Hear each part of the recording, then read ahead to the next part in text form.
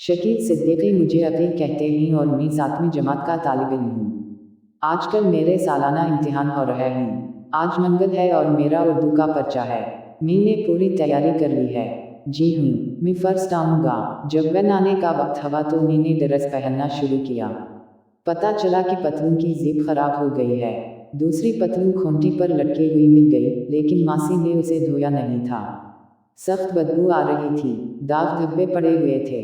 दरअसल इसमें मेरा कोई कसूर ना था। मैं 5-6 लड़कों के साथ गली में क्रिकेट खेल रहा था कि गेंद सामने वाले वर्कशॉप में चली गई। मैं गेंद लेने चला गया।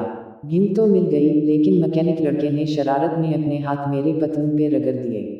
स्कूल की पतलून मैंने इसलिए पहन ली थी कि कल मासी आएगी तो दूध देगी, लेकिन मासी ने छुट्टी कर ली। जारी है, उफ कहाँ जाऊँ, क्या करूँ। याद आया कि अम्मी जिप दुरुस्त कर लेती हैं। पहले भी कई बार दुरुस्त कर चुकी हैं। मैंने बावर्ची खाने में जाकर कहा, अम्मी, पतलून की जिप खराब हो गई है, तो मैं क्या करूँ। इन्होंने डांटने वाले अंदाज से कहा, रात को अपना यूनिफॉर्म चेक कर लेना चाहिए था ना।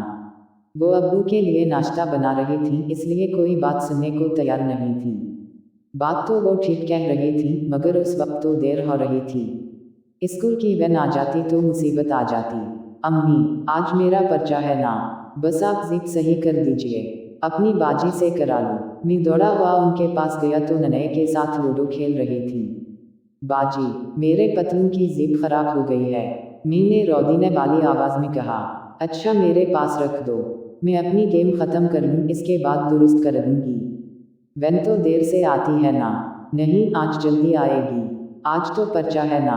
परसों तो वैन का टायर पंक्चर हो गया था, इसलिए वो देर से आई थी। मैंने वजाहत की। अच्छा ठीक किए देती हूँ बाबा, तुम जाकर सोई धागे का डब्बा ले आओ। मैं दौड़ता हुआ दूसरे कमरे में गया और सिलाई मशीन की दराज से डब्बा निकाल कर ले आया। बाजी ने डब्बे से बलीनट निकालकर सिलाई काट दी और जीप नटका लांग दी। जीप रमम हो गई। अब इन्हीं जीप के दोनों किनारों की सिलाई करना थी, जो हाथ का काम था। इन्होंने अभी पहला टांका लगाया था कि सोई उनकी उंगली में चुभ गई। थोड़ा सा खून भी निकल आया। मेरे साथ भी कई बार ऐसा हुआ था, मगर मैंने कभी कोई परवाह नहीं की। उस वक्त ना जाने क्या हुआ, बाजी ने तो वो उधम मचा दिया जैसे किसी ने उनकी उंगली पर छुरी फेर दी हो। हाय अल्लाह, ये क्या हो गया। इसके सिवा उनके मुंह से कुछ निकल ही नहीं रहा था। ओई मैं मर गई। बाजी, कुछ नहीं हुआ, नल पर जाकर हाथ धो ली, मैंने हमदर्दी से कहा। मैं नहीं लगा रही जीप, इन्होंने झंझला कर कहा और पतलून एक तरफ फेंक दी। मैंने बावर्ची खाने का रुख किया और अम्मी से बाजी की शिकायत कर दी। अम्मी ने कहा कि वो नाश्ता तैयार कर चुकी हैं, खुद लगा देगी।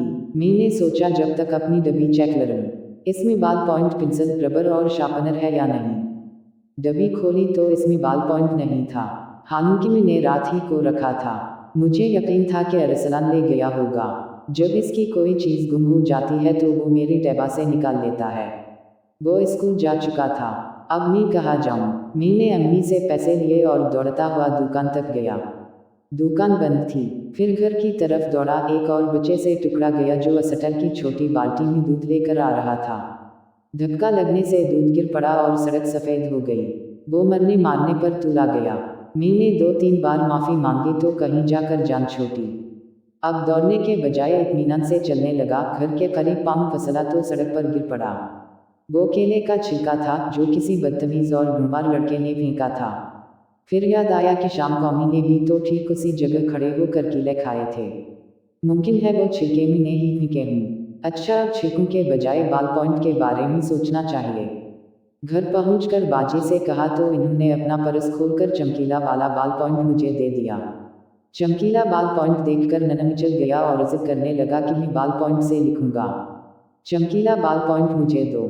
मैंने बाल पॉइंट अपनी डब्बी में रखा और डब्बी जाकर अपने कमरे में गद्दे के नीचे छुपा दी। फिर स्टोर में जाकर स्कूल ड्रेस पहना। क्योंकि मेरे जूतों में तस्मा है, मैंने इसे कसने के लिए जोर लगाया तो तस्मा टूटकर हाथ में आ गया। याद आया कि एक जोड़ी तस्मा फालतू है, मगर कहाँ है। जहन पर जोर डाला तो याद आया कि ननए ने कल रात को दोनों तस्मे आपस में बांधकर लंबा कर लिया था, फिर उससे अपने खिलौना ऊँट की गर्दन बांध दी थी और ऊँट को सहन में दौड़ाता फिर रहा था। पानी की बाल्टी